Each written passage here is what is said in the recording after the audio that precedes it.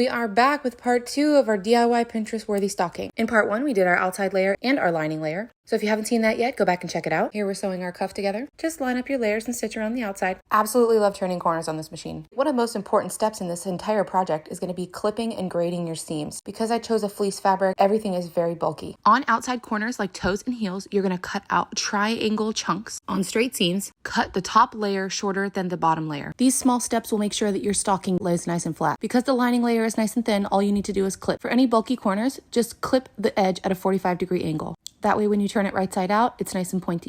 Next, turn your hanger loop right side out using a safety pin. And remember when you go to attach it, pin that on and get ready to sew. Next, to start sewing, remove your extension table. This allows you to sew in the round without having to stop.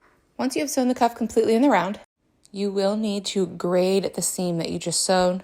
This is just to reduce bulkiness for the next layer when we attach the lining. Remember, on your lining, you want the right sides to be together, so it is going to look inside out. Match up your side seams on both sides and add some pins all the way around so that you don't lose track. Now we're going to sew in the round all the way around on this one again. We're going to clip the bulk out. Turn your stocking right side out. Place your lining inside correctly. And the last step that we're going to do is called understitching. Flip the cuff upward and make sure all of your layers are flat together and stitch all the way around the top of the stocking. This will make sure that when you flip your cuff down, everything lays nice and perfect.